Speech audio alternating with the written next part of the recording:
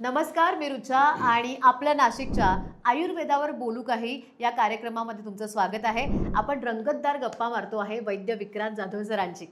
Sir, पाण्यावरनं मला एक गोष्ट आठवली, ती म्हणजे सकाळी सकाळी ना खूप पाणी प्या. 5 लिटर किंवा हे असं सध्या मी ऐकलं होतं. तर ते कितपत खरं आहे आणि असं प्यावं का? मला तर जातच नाही.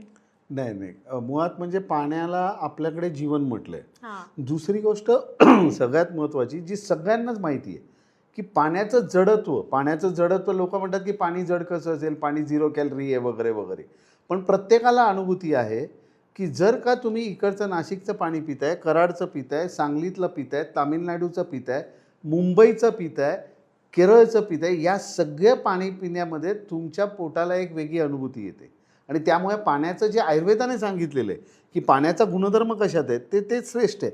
आता हे 5 लिटरची प्रथा कुठून आली? आपण याच्या मागच्या प्रथेकडे जाऊ. ही 5 लिटरची प्रथा स्वित्झर्लंडवरून आली किंवा त्या जिनेवामधून आली. जिनेवाचे WHO हेडक्वार्टर आहे, तिथेच सगळं होतं. आता तिथे बर्फ पडतो, तर त्यामुळे तिकडे पाणी पिण्याची गरजच नाही लागत. दुसरी गोष्ट, आपल्याला पाणी भारतीय संस्कृतीमध्ये आणि विशेष करून आपलं नाशिकच्या संस्कृतीमध्ये प्रत्येक व्यक्तीला घरी आल्यानंतर पहिल्यांदा पाण्याचाच ग्लास दिला जातो आणि त्या व्यक्तीला तो 2 घोटका असो प्यावाच लागतो. त्याच्यामुळे ती प्रथा आहे, ती संस्कृती आहे. त्यामुळे पाणी 5 लिटर पिणं, एखाद्याच्या शरीरात वेगवेगळं जडत्व असेल तर त्याला 5 लिटर पाणी पिऊन उपयोगच नाही. पाणी कशासाठी प्यायचं? आपल्याला ज्या वेळेला तहान लागते, कारण पाणी वेगवेगळ्या प्रकृतीप्रमाणे, वेगवेगळ्या रुग्णांप्रमाणे किंवा वेगवेगळ्या दिशांप्रमाणे, त्याच्या शरीर अवस्थेप्रमाणे त्याला पाणी सेवन करायला पाहिजे. बरं, आपल्याकडचं दुसरं असं आहे, रुच्या पाणी आपल्याकडे वापरून आपल्याकडे विविध आहार होतो. म्हणजे वरणापासून उसळीपासून. तसंच ही थिअरी ज्यांच्याकडून आली त्यांच्याकडे वरण आणि उसळ हा विषयच नाही. त्यामुळे त्यांच्याकडे पाणी जात नाही. पण आपल्याकडे कढीपासून तुम्ही करा ना प्रेक्षक, तुम्ही बघा की आपले किती पदार्थ पाण्याचे आहेत, किती पदार्थ. प्रत्येक गोष्टीमध्ये पाणी आहे आपल्या. म्हणजे चटणी आणि इव्हन लोणचं पण, तुम्ही जे कैरीचं लोणचं घेता तर कैरी ही पाण्यातच बुडवलेली आहे पहिली आणि त्यानंतर त्याचं लोणचं. त्यामुळे ही प्रथा आहे ना, ही प्रथा कुठेही कोणी अवलंबून नये असं माझं स्पष्ट मत आहे. आणि एवढ्या वर्षाच्या 35 वर्षाच्या प्रॅक्टिसमध्ये आपल्याला लक्षात आलेलं आहे की पाणी घेतल्यानंतर त्याचं जडत्व येतं ना, शरीराला जडत्व येतं. आणि सकाळी सकाळी पाणी हा आहार व्हायला नको ना. कारण तुमचं सकाळी तुम्हाला अग्नी प्रदीप्त ठेवायचं आहे. तो प्रत्येकाला माहिती आहे की पाणी टाकल्यावर अग्नी बंद होणार आहे. तर अग्नी, तुमचा जो जाटर अग्नी आहे तो प्रदीप्त ठेवायचा आहे आणि त्यामुळे त्या पद्धतीने तुम्हाला पाणी घ्यायचं. आता हा विजय आणखी एक आहे की ही संकल्पना मुळातली ही आयुर्वेदातली. उशप्पान आपल्याकडे कन्सेप्ट आहे. उशप्पानामध्ये रात्रभर तांब्याच्या भांड्यामध्ये पाणी ठेवून किंवा चांदीच्या भांड्यामध्ये, सर्वांसाठी सांगतो, चांदी ही सगळ्यात जास्त शुद्ध करणारी आहे, म्हणूनच त्याचा वापर केला गेलेला आहे. श्रीमंती म्हणून नव्हे, भारतीय संस्कृतीमध्ये श्रीमंती आहे, पण चांदी ही सगळ्यात जास्त शुद्ध करणारी आहे. त्यामुळे पाणी रात्रभर ठेवायचं आणि उशप्पांमध्ये तेवढंच एक 100 ते 200 ml घ्यायचं की जेणेकरून रात्रभरात तुमच्या शरीरामध्ये, अन्ननलिकेमध्ये जे आपण रात्री जेवलेलं असतो त्याच्यातलं पित्त वर येतं. ते पित्त किंवा कफ याची गती बदलून ती गती अधोगती द्यायची की ज्याच्यामुळे त्याचं पित्ताचं शमन होईल. ही याच्यामागची मूळ कन्सेप्ट आहे. त्याच्यामुळे हे व्हायरल जे झालं ते वेगळं आहे, पण याच्या मागच्या कन्सेप्टला कोणाला अजूनपर्यंत मला माहीत नाही की का बरं लोकांपर्यंत नाही गेली. क्या बात आहे सर. आता तुम्ही जे बोललात ना, त्याच्यावर मला फक्त एक विचारायचं आहे की जैन लोकांमध्ये पाणी गाळून पितात, म्हणजे आदल्या दिवशीचं पाणी दुसऱ्या दिवशी चालत नाही. सो जर का चांदीच्या भांड्यामध्ये किंवा तांब्याच्या भांड्यामध्ये आपण पाणी ठेवलंय आणि दुसऱ्या दिवशी ते आम्ही गाळून प्यायलं तर चालतं का? चालतं, काही असं त्याच्यामध्ये काही हे नाही ना. मुळात म्हणजे जैनांची जी जैनिझम जे आहे त्या जैनिझममध्ये त्यांचे कीटक आणि त्यांचा विषय आहे की ज्याच्यामध्ये त्यांचं संरक्षण हे संरक्षण का नको? त्यांचं संरक्षण आता एका बाजूने बघायला गेलं तर आपल्याकडे बॅक्टेरिया वगैरे वापरतात, पण त्यांचं गाळून घेणं म्हणजे गाळून घेतल्यानंतर त्या कीटकांना सुरक्षितपणे बाहेर ठेवायचं. अदृश्य कीटक, दृश्य कीटक हे दोन्ही आले त्याच्यात आणि त्याच्यामध्ये बाहेर ठेवायचं आणि तुम्ही पाणी प्यायचं. आणि कोउष्ण पाणी हे त्या ठिकाणी अभिप्रेत आहे. कोउष्ण पाणी म्हणजे कोउष्ण जल हे उशप्पानाला अभिप्रेत आहे. उशप्पानामध्ये कधीही अभिप्रेत दुसरं नाही. कोउष्ण जल पिऊन आपल्या शरीरामध्ये जलतत्व हे पकडायचं, कारण आपलं शरीर हे पांचभौतिक आहे. पृथ्वी, आप, तेज, वायू, आकाश याचं शरीर आहे. आणि याच्यामध्ये प्रत्येक धातू म्हणजे पृथ्वी आप तेज तिथे आहे, हा प्रत्येक धातू सुस्थितीत राहणं हे संपूर्ण महत्त्वाचं आहे, कारण सुस्थिती म्हणजे आरोग्य. करेक्ट. पण आता जसं आपण बोललो तसं कोणी किती लिटर पाणी प्यायला पाहिजे आयडियली? म्हणजे खूप चांगला प्रश्न आहे, कारण काय होतं की आपल्याकडे पाणी समजा कोणीतरी सांगितलं पाणी प्या, म्हटलं की कुठचाही माणूस पाणी पितो, पण आपल्याकडे स्पष्ट सांगतो बारीक माणसाने भरपूर पाणी प्यावं, कमी पाणी प्यावं, स्थूल माणसाने भरपूर पाणी प्यावं की जेणेकरून त्याचा अग्नी कमी होईल. हे पहिलं तत्व आहे. पहिलं म्हणजे जेवणानंतर गरम पाणी प्यावं, कारण जेवणानंतरचा काळ हा पचनाचा काळ असतो आणि पचनाच्या काळावेळेला कफाची वृद्धी होते. आपल्या आयुष्यात एक वेगळं आयुर्वेदातले आपल्या आयुष्यातले पहिले 3 काळ आपण बघितले. बरोबर. तर पहिला काळ हा कफाचा आहे, मध्यान्ह काळ हा पित्ताचा आणि शेवटचा काळ हा वाताचा आहे. लहान मुलांना गुडघेदुखीचा त्रास कधीच नाही होणार, म्हणजे तो कफाचाच काळ आहे. मध्यवयींना पित्ताचाच त्रास होतो, तो पित्ताचा काळ आहे. आणि उतार वयात कंबर दुखणं, गुडघे दुखणं हा वाताचा काळ आहे. तसंच दिवसभरात सुद्धा हे 3 काळ आहेत. पहिला काळ कफाचा, मधला काळ पित्ताचा आणि नंतरचा काळ वाताचा. तुम्ही बघा गॅसेस सगळ्यात जास्त संध्याकाळी होतात, दुपारचे नाही होणार, आणि दुपारी अग्निप्रदीप्त जाईल. तसंच रात्रीचा पण काळ आहे. रात्रीचा पहिला काळ कफाचा, दुसरा काळ पित्ताचा, तिसरा काळ वाताचा. आणि म्हणूनच मलप्रवृत्ती मलनिस्सरण हे वाताला संशोधित करण्यासाठी केलेलं आहे, तो तिसरा काळ झाला. तर त्याचप्रमाणे जेवणानंतर गरम पाणी ही जी कॉन्सेप्ट आहे, म्हणजे ही माझीपेक्षा शास्त्रातली कॉन्सेप्ट आहे, शास्त्रीय लिखाण आहे ते, की ज्याच्यामध्ये जेवणानंतर गरम पाणी प्याल्याने तुमचं कफाचं जे आहे ते कमी होऊन, जडत्व कमी होऊन, तुमचं अग्नी वाढून तुमचं पचनाला मदत होते. आणि हा तो काळ आहे. हा त्याचबरोबर असंख्य आहे. आता लहान मुलांमध्ये पाणी कधी द्यावं, म्हणजे बाळ जन्मल्यानंतर पाणी कधी द्यावं, आपल्याकडे अन्नप्राशन संस्कार सांगितले 16 संस्कारांमध्ये. अन्नप्राशन संस्कारामध्ये पहिला संस्कार हा आपल्याला अन्नाचा आहे, लक्षात घ्या, पाण्याचा नाही आहे. त्यामुळे अन्नप्राशन संस्कार करताना किंवा अगोदर ज्या वेळेला आपण सुवर्ण संस्कार करतो त्याच वेळेला सुवर्ण संस्काराच्याच वेळेला मध आणि तुपाचा वापर केलेला आहे.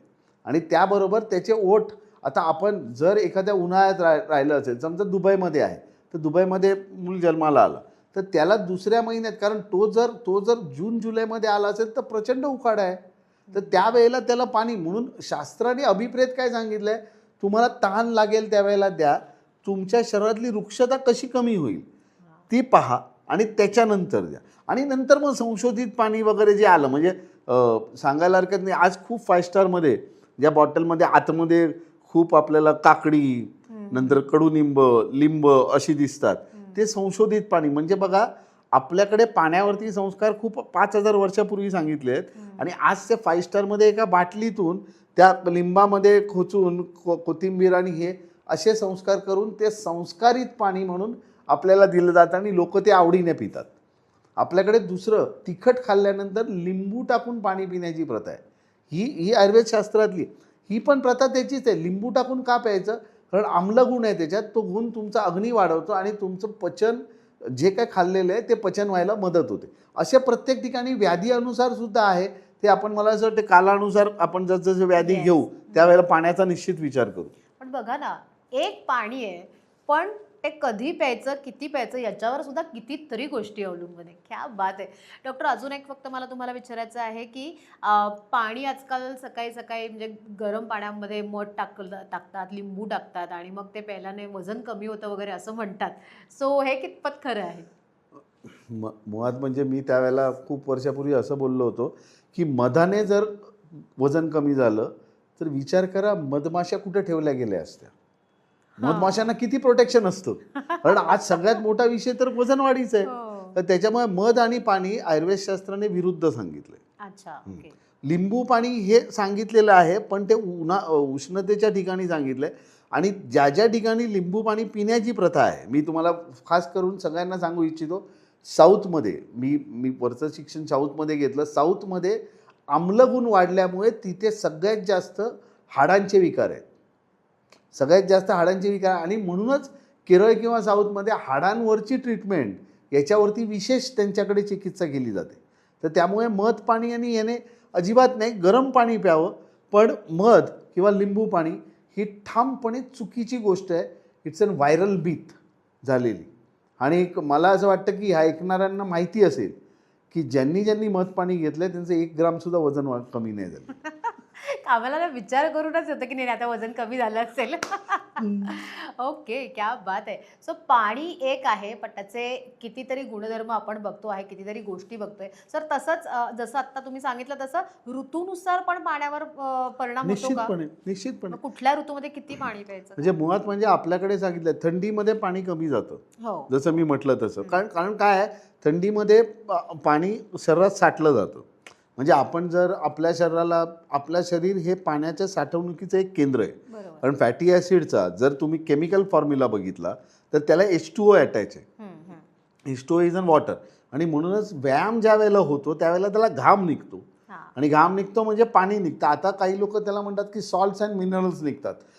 तर पहिलं पाणी निघतं आणि पाणी निघाल्यानंतरच फॅटी ॲसिड कमी होणार.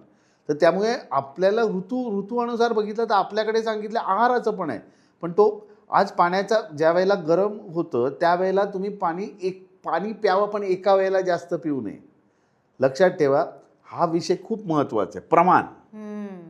आणि किती प्रमाणात पाणी प्यावं, कारण पाणी पिल्याने तुमचा अग्नी कमी होणार आहे. आणि तुमचा आता उन्हाळ्यात आपला अग्नी ऑलरेडी कमी असतो, तर त्यामुळे आपल्याला भूक कमी लागते. पण पाणी जर जास्त प्यालो आपण उन्हाळ्यात तर त्यावेळेला आणखी अग्नी कमी होतं. त्यामुळे तुम्हाला ज्या वेळेला प्रत्येक प्रकृतीप्रमाणे जे वाटेल तेवढंच पाणी प्यावं. मुळात म्हणजे समोर तांब्या आहे म्हणून पाणी तांब्या आपल्याकडे ठेवण्याची प्रथा परंपरेपासून आहे. पण ती याच्यासाठी आहे की माणसाने ते तांब्यातलं पाणी ओतून ते घोटभर प्यावं.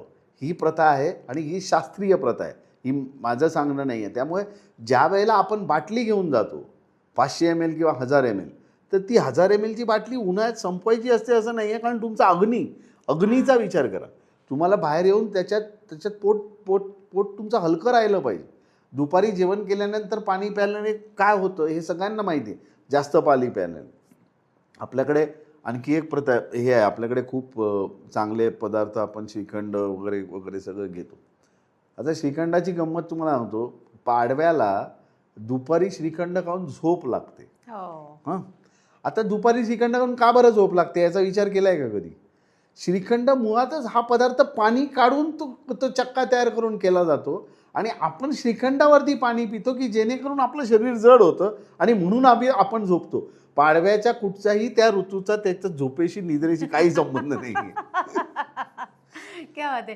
काही वेळा असं होतं ना की काही लोक खूप पाणी पितात तरी ते बारीक असतात, किंवा काही लोक जेवता जेवता भरपूर पाणी पितात आणि असं म्हटलं जातं की नाही एक तर जेवणाच्या 15 मिनिटानंतरच पाणी प्यायचं. ज्यांना वजन कमी करायचं असेल त्यांनी जेवणाच्या आधी पाणी प्यायचं, पण जेवणाच्या मध्ये पाणी प्यायचं नाही. सो हे पण बरोबर आहे का? नाही, जेवणाच्या मध्ये पाणी पिणं, जेवणाच्या मध्ये पाणी मी जसं प्रमाण म्हटलं ना, तुम्ही कोरडेपणा बोलण्यासाठी, कारण आपल्याकडे षडरसात्मक आहार आहे. मधुर, आम्ल, लवण, कटू, तिक्त कसे. तर ज्या वेळेला समजा भाकरी खातो, कधी कधी नुसता भात खाल्ला तर कोरडेपणा तो, तर तेवढंच प्रमाणात पाणी पिणं अपेक्षित आहे. जेवणाच्या मध्ये पाणी पिणं म्हणजे पुन्हा एकदा अग्नी आला. ज्या जेवणाला पचवण्यासाठी तुम्हाला अग्नी प्रदीप्त करायचं आहे, म्हणून आपल्याकडे षडरसात्मक आहे ना. लोणचं आम्ल आहे तर ते अग्नी प्रदीप्त करण्यासाठी आहे. म्हणजे आहारीय संस्कृती ही आणखी वेगळी आहे की प्रत्येक आहाराचे आपले एवढा आहार हा जगभरात कुठेच नाही आहे. तुमच्यासाठी सांगतो, जगात कुठेच नाही. षडरसात्मक आहार हा जगात कुठेच नाही आहे.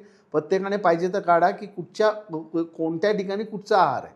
मग त्यामुळे ह्या षडरसात्मक आहार त्यावेळेला घोटघोटभर पाणी पिणं ही अपेक्षित आहे. आणि म्हणूनच ग्लासपेक्षा पेल्याने पाणी पिण्याची प्रथा ही भारतीय परंपरा आहे. सर अजून एक आहे, ती मिथ आहे का खरं आहे ते मला तुम्ही सांगा, की पाणी हे नेहमी बसूनच प्यायला पाहिजे, उभ्या पाणी प्यायचं नाही, नाही तर मग डायरेक्ट काहीतरी किडनीवर वगैरे परिणाम होतो म्हणे. नाही, असं हे मिथच आहे. ती बेसिकली उभ्या पाणी पिणं म्हणजे शांतपणे चित्त विचाराने तुम्ही आहार घ्यायचा. म्हणजे पाणीसुद्धा तसंच प्यायचं. म्हणजे काय होतं, उभ्या पाणी पिलं तर ठसका लागण्याचा संभव असतो, कारण तो उभ्या पितोय. म्हणजे आज उभ्या तर सगळेच पितात. आता मग तर आपल्याला सगळे क्रिकेटर्स आणि हे ग्राउंडवरती पाणी पितात त्याच्यावर पण येईल. पण ते शांतपणे विचार करत त्यांच्या वेळामध्ये विश्रांती घेऊन ते शांतपणे तेवढंच पाणी पितात. म्हणजे आपण क्रिकेटर एवढा आपण बघतो, फुटबॉलर तर आणखी त्याच्या पुढचा आहे, तो किती पळत असतो, पण तरीसुद्धा त्याच्या पाणी पिण्याचं प्रमाण त्याचं अगदी मर्यादित आहे. आणि हे जगभरातलं सांगतोय मी. म्हणजे आता फिफा नुकताच झाला असेल तर त्यावेळेला जगभरातलं हे आहे की फुटबॉलचा प्लेयर हा किती पाणी पितो हे तुम्ही आठवा आणि तुम्हाला लक्षात येईल. म्हणजे पूर्वीच्या काळी अशी भीती घालून दिली जायची की पाणी भरपूर पी ना तर मग मुतखडा होईल, किडनी स्टोन होईल किंवा मग चेहऱ्यावरचं सगळं तेज निघून तेज जाईल. निघून जाईल. सो असं काही नाही. नाही, पाणी हे जीवन आहे, हां. पण जीवन सुद्धा मर्यादित आहे. क्या बात आहे, क्या बात आहे. सो सरांनी पाण्याविषयी ज्या ज्या गोष्टी सांगितलेल्या आहेत त्या नक्की लक्षात ठेवा आणि लक्षात नाही राहिला तर हा व्हिडिओ तुम्ही कायम बघू शकणार आहात. काय अजून एक छोटासा ब्रेक घेऊयात आणि मग या गप्पा कंटिन्यू करूयात. पाहत रहा आपलं नाशिक.